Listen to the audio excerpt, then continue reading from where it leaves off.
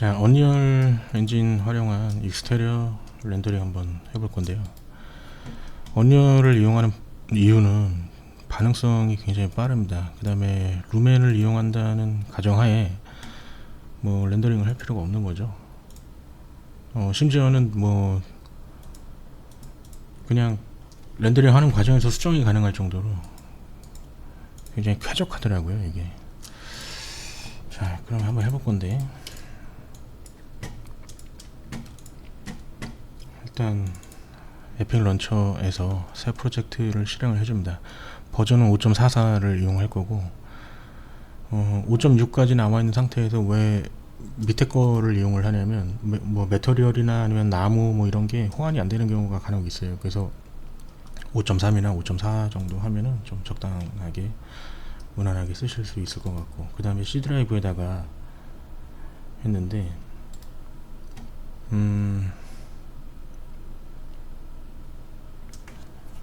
자, 여기 보시면 이제 게임에도 블랭크가 있고 필름에도 블랭크가 있고 아키텍처에도 블랭크가 있죠. 아키텍처랑 필름이랑 세팅이 이 템플릿이라고 그러는데 템플릿 세팅이 조금씩 다릅니다. 얘 같은 경우에는 레이 트레이싱이 없는 거고, 뭐 얘는 좀 더 하이 퍼포먼스 세팅인 거고 그래요. 그래서 아키텍처 모드의 블랭크를 이용을 하고, 그 다음에 UE54, 그 다음에 아니야, 그냥 익스테리어라고 할까요? 익스테리어 라고 해줍니다. 바탕화면에다가 C 드라이브가 SSD니까 이제 좀 액세스가 빠르겠죠. 자, 프로젝트 열어주시고 새 프로젝트 만들어서 해볼 건데, 일단 전부 다 지워줄게요.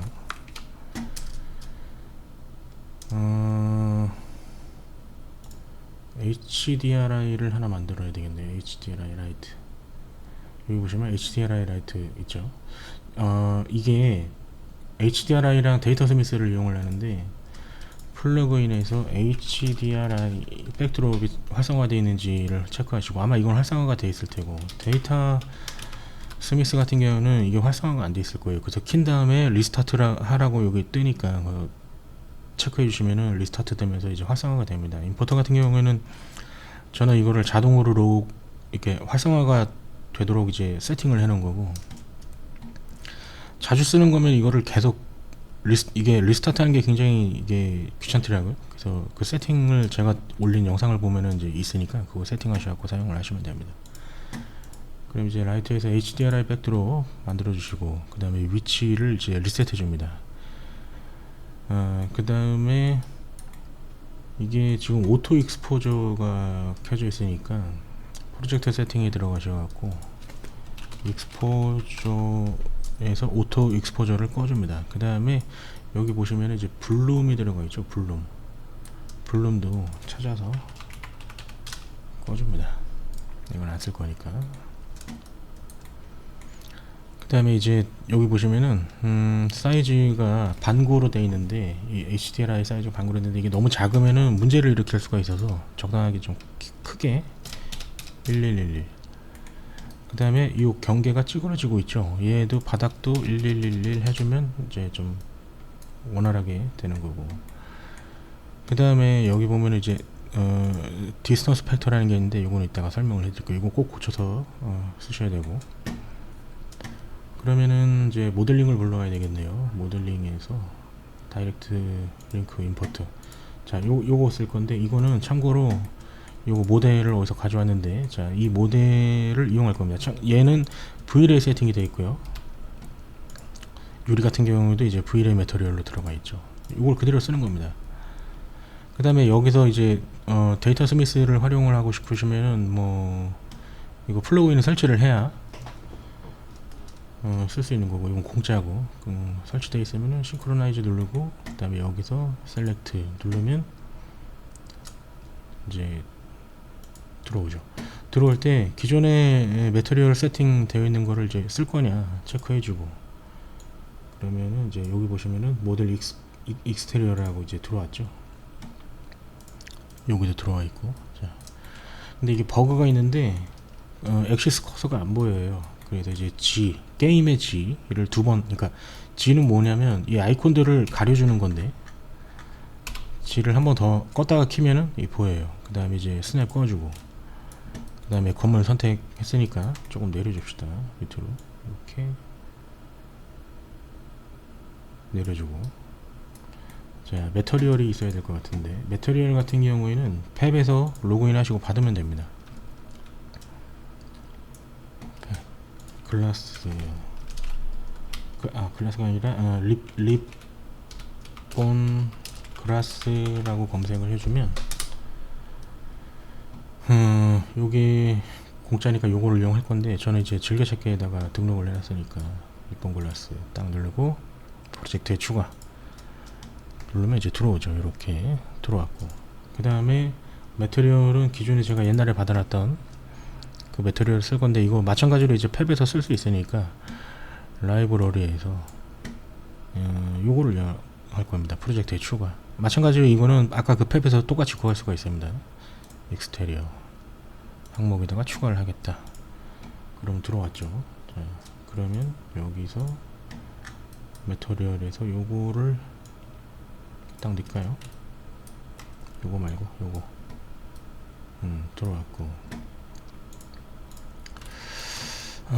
그리드가 보이네요. 여기 그리드가 거슬리니까 그리드 좀 꺼주고, 뭘 해야 되지? HDRI 설명을 좀 드려야 되네요. 자, HDRI 같은 경우에는 서브 항목에 스카이라이트를 기본적으로 포함하고 있어요. 즉 이거는 그러니까 최상의 항목에서 인텐시티를 어디겠지? 인텐시티를 올려주면 밖에랑 피사체가 같이 영향을 받으니까 밖에는 그냥 놔두고 피사체랑 땅만 영향을 주겠다. 그래서 스카이라이트에 들어가셔갖고 스페시파이 큐브를 이용을 해서 이제 별도로 지정을 해주는 겁니다. 예를 들어서 빨간색으로 해주면 영향을 받고 있죠. 바닥은 같이 영향을 받는 거예요. 그 다음에 뭐 요거를 이용하고 여기서 인텐시티를 올려서 방향을 바꿔줄 수도 있죠. 방향 큐브 앵글로 이렇게 해서 이렇게 하면은 여기가 달라지죠. 방향. 여기가 지금 앞에가 하이라이트가 되어 있네요. 뭐 그런 식으로 사용을 하시면 되고, 여기서는 오스트리치라는 거를 이용을 할 거예요.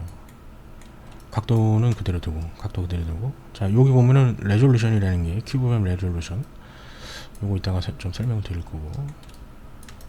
자, 그럼 이제 포스트 프로세스 볼륨이라는 걸 설치를 해줍시다. 포스트 프로세스 볼륨. 얘는 이 큐브 안에 카메라가 들어와 있을 때만 작동을 하거든요. 영향이 있는 거예요. 그래서 얘를 인피니트 언바운드를 클릭을 해주면 카메라가 그 안에 있지 않아도 어떤 위치에 있어도 여기서 건드리는 항목들이 세팅이 다 적용이 되는 겁니다. 그 다음에 이제 크로마틱 에버레이션 같은 경우는 이제 이렇게 색수차를 나눠서 좀 사실감을 더할 수가 있는데, 여기서는 0.2에서 0.3 정도를 사용을 하시면 적당하더라고요. 그래서 여기서는 0.3 정도 주고, 익스포저 여기도 있고 여기도 있으니까 밝기를 수동으로 변하게 하고 싶으면 그걸로 하시면 되고. 자, DOF 같은 경우에는 뭐 이렇게 거리를 주면 좀 더 줄까요? 이렇게 블러가 먹고 있죠. 이거는 디스턴스요. 블러가 아주 살짝 들어가면은 사실감이 더해지기 때문에 블러를 주는 게 좋아요. 자, 그 다음에 여기서 가장 중요한 필름 톤맵. 자, 필름 톤맵을 보면 이거 이렇게 높여주면 컨트라스트가 강해지기 때문에 좀 사실적으로 보일 수가 있습니다. 여기서는 좀 강하게 줄 거예요. 0.2. 이거는 제 취향인데 저는 컨트라스트가 센 거를 좋아하기 때문에 이렇게 주고, 얘는 0.6 정도 주고, 얘는 하이라이트, 지금 구름 밝은 부분에 변화가 있죠. 이렇게 주는 겁니다. 뭐 이 정도 주고. 자, 그 다음에 유리가 상당히 좀 복잡한데, 글로벌 일루미네이션 같은 경우는 기본적으로 루멘이 활성화가 되어 있죠. 그래서 여기서 이런 것들을 다 건드리면서 이제 그 상황에 맞는 세팅을 해야 되겠지만, 지금 이 씬 같은 경우에는 리킹이라는 게 있어요. 리킹. 얘를 딱 켜고 0.1 정도 주면 빛이 안쪽까지 깊이 침투합니다. 어두운 부분까지. 그래서 그렇게 쓸 거고, 그 다음에 리플렉션 룸엔 기본 세팅 되어 있을 테지만 체크해 주시고, 그 다음에 퀄리티 좀 올려주시고, 그 다음에 여기 보시면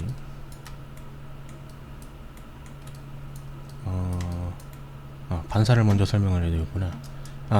자, 하이 퀄리티 켜주시고, 그러면 유리가 반사가 잘 되고요. 그 다음에 요 배경, 이 배경이 반사될 텐데 배경이 반사가 잘 안 되고 있으니까 HDRI에서 스카일라이트 찐 반사죠. 이게 어떻게 보면 얘의 해상도를 아까 얘기했듯이 1024로 올려줍니다. 그러면은 잘 되고 있죠.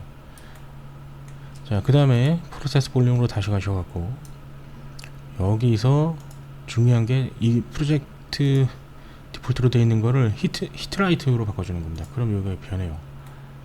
변했죠.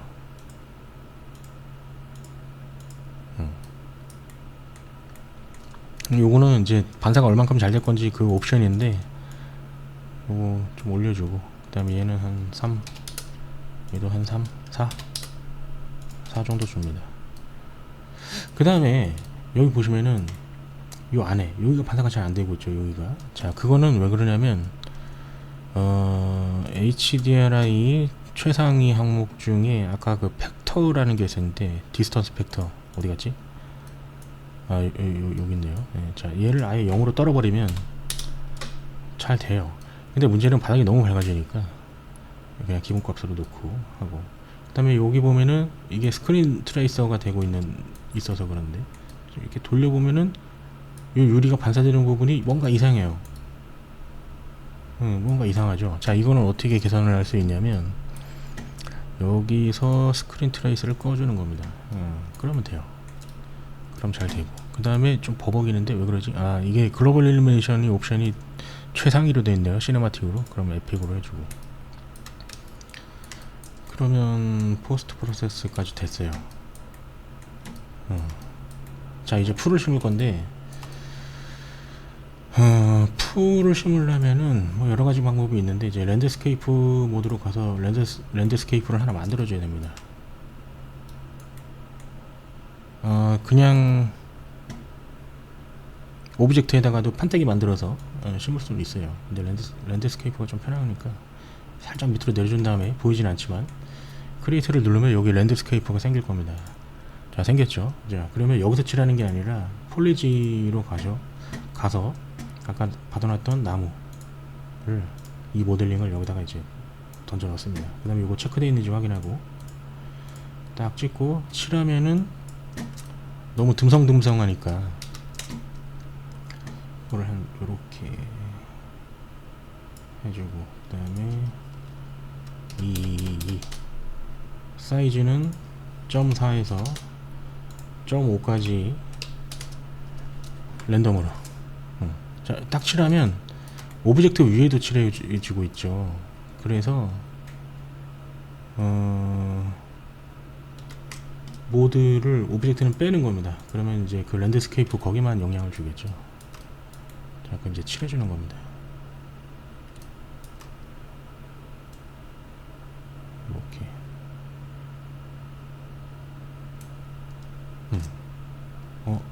됐네요. 자, 여기도 이렇게 칠해주고, 여기도 이렇게 칠해주고.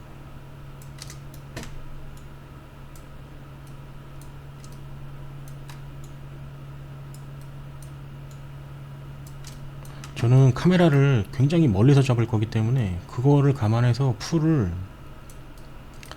그 뒤에까지 아주 멀리까지 심어줄 건데요.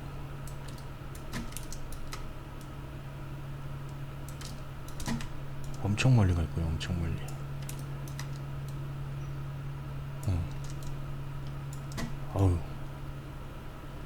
자, 이 정도면 하죠 뭐. 자, 그러면 Shift 1번 누르면 셀렉션 모드로 가니까 Shift 1번 눌러서 자, 이렇게 봅니다. 근데 이게, 자, 이렇게 가까이 가면 뭔가 이상하죠? 이거는 LOD 때문에 그러는데, LOD? 아마 그걸 거예요. 컬링 아니면 LOD일 텐데, 요 모델링을 더블 클릭하셔갖고 들어갑니다. 그러면은 여기서 이제 오토 검색을 하시고, 디스턴스를 자동으로 계산을 해라. 키면은 이렇게 잘 됩니다. 그래도 살짝 그런데 저거는 LOD 때문에 그럴 거예요. 됐고, 참고로 이 풀 색상을 바꾸고 싶으면은 요 둘 중에 하나겠죠. 그러면 여기서 요거를 클릭해갖고 들어가면 여기 보시면 이제 베이스 컬러가 있죠. 베이스 컬러를 열어서 콘트라스트 조절하고 세츄레이션도 좀 조절하고 조금 밝게 해야 되나 어떻게 그럼 요거는 그냥 놔두고, 자 그 다음에 이거는 다 있는 게 아니에요. 그러니까 이거 풀을 만든 사람이 이렇게 세팅할 수 있게끔 컨트롤러를 달아놓은 겁니다. 다 있는 게 아니에요. 그래서 하필 이 리본 글라스라는 거를 사용한 거고, 그 다음에 이제 여기 보면은 베리에이션이 있는데 뭐 윈드 있고, 그 다음에 윈드를 끌 수도 있겠죠. 그럼 풀이 안 움직이겠죠. 그 다음에 베리에이션이라는 게 있는데, 자 여기서 베리에이션을 이거 아닌데 높이면 랜덤으로 바뀌죠. 왜냐면 풀이나 나무가 다 단색이면 이상하잖아요. 그래서 조금씩 이제 변경을 해주는 겁니다. 저장을 하고 끄고, 그러면 풀 색상까지 됐고, 여기까지는 다 된 것 같은데, 그러면은 좀 뭐랄까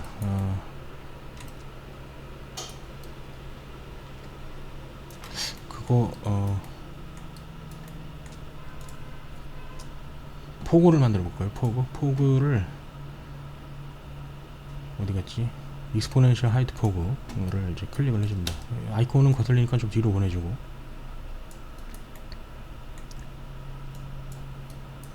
자 포그를 쓸 때는 지금 포그가 선택되어 있으니까 색상을 붉은색으로 바꿔주는 겁니다. 그래야 식별하기가 좀 편해요.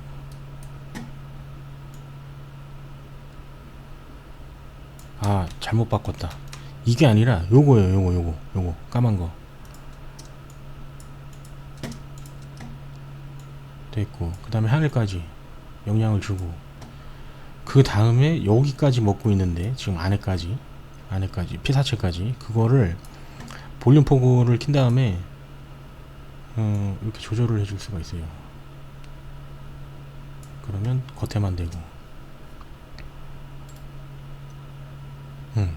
자 다시 여기 처음에 걸로 와서 이렇게 조절을 해줍니다.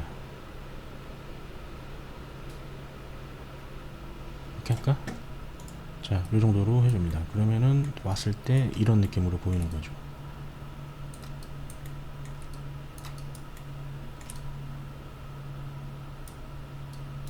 약간 소프트한 느낌으로 가는 거니까. 원래 그리고 여기는 수영장인데 물을 만들어야 되잖아요. 그래서 그냥 빵꾸난처럼 놔둔 거예요. 다 됐고, 그럼 카메라를 설치를 해봅시다. 카메라는 어떻게 설치하냐면 카메라 액터 설치를 하고, F2 눌러서 이름을 바꿔줄까요? 카메라 프론트 해줍니다. 자, 카메라가 저기 있네. 조금 멀리 까지 갈 거고, 그 다음에 90도 돌려주시고, 카메라 뷰로 가야 되니까 카메라 뷰가 여기 있네요. 자 그럼 카메라 뷰 이렇게 나오죠. 카메라 선택하고, 그 다음에 좀 와이드하게 잡아줄 거예요. 가로가 좀 길어야 멋있으니까 좀 이 정도로 해주고, 여기 보면 화각을 조절할 수가 있는데 이게 35 기준인데 복사를 하고, 그 다음에 이렇게 좀 더 크게 해주면 더 멀리 갈 수 있죠. 이 더 멀리 가면은 뭐가 좋냐면 현장감이 늘어납니다. 현장감. 이 왜곡을 너무 세게 주면 현장감이 줄어들어요. 이렇게 하고 이렇게 하면 뭔가 건물이 되게 조그매 보이면서 현장감이 많이 줄어드니까 이 화각을 잘 조절하셔야 됩니다. 한 38 정도 주고, 40? 42 정도 주고 조금 이렇게 당겨서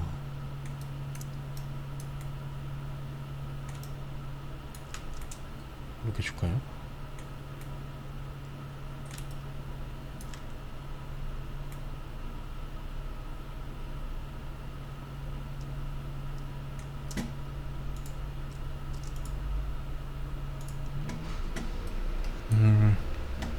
포그가 너무 많이 먹었는데?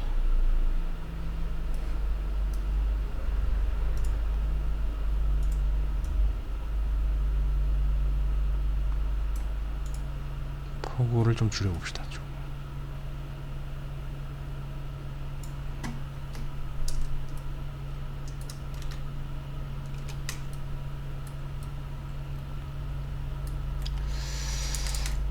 된 것 같아요. 자, 그러면은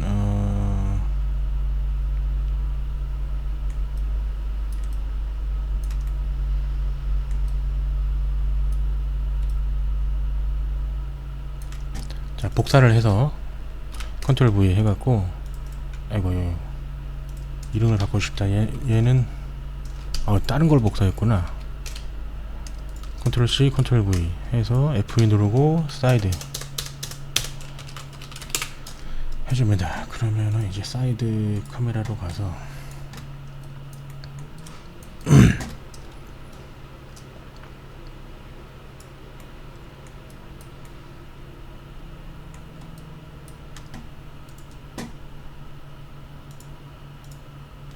이게 잘못됐네.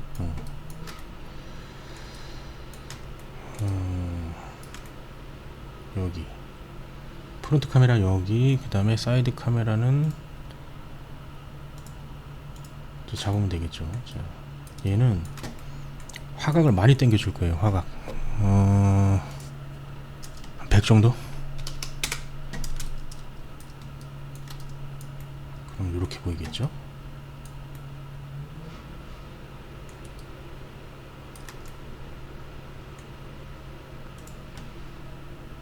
사이드. 자, 그 다음에 여기 보시면은 포커스 세팅이 있는데, 포커스를 어디다 둘 거냐, 여기를 누르면 여기가 포커스가 되는 거고, 여기를 누르면 여기가 포커스가 되는 거죠.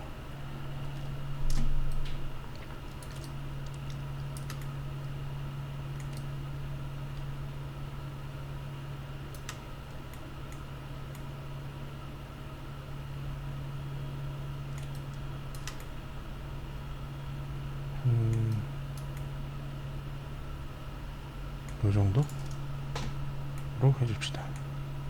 된 것 같은데. 됐어요. 그러면 카메라 세팅이 되어 있으면 이제 동영상을 위한 시퀀스를 만들어 줄 건데, 여기서 이제 애드 레벨 시퀀스 눌러주시면 콘텐트 여기 만들어지네요. 자, 가보면은 여기 만들어졌죠. 이게 요겁니다. 요거 타임라인.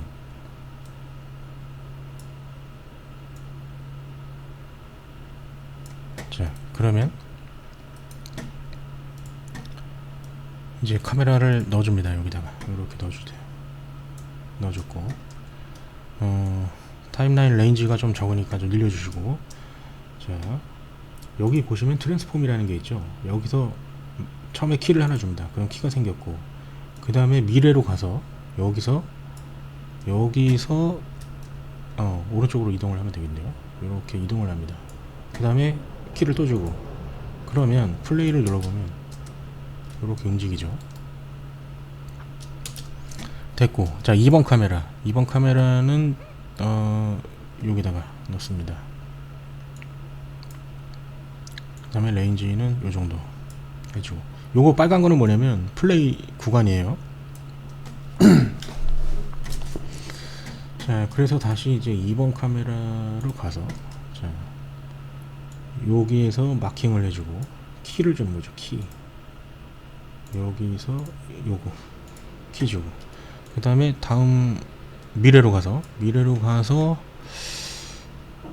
이렇게 빠질까요? 이렇게 빠지면서 약간 이쪽을 이렇게 해볼까?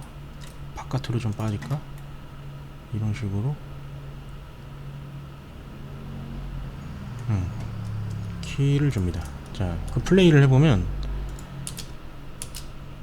여기 안 보이죠? 자, 그건 왜 그러냐면 요거 통합 보기 딱 누르고 그 다음에 여기서 시네마뷰로 보면 플레이를 딱 해보면 이렇게 나옵니다. 그거를 좀 줄여서 크게 봤으면 좋겠는데.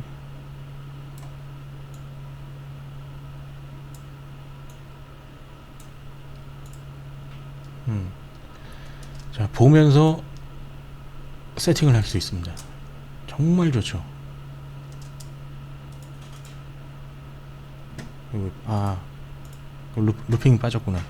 그러면은 끄고 그 다음에 포그가 있는 거 없는 거 체크할 수도 있고.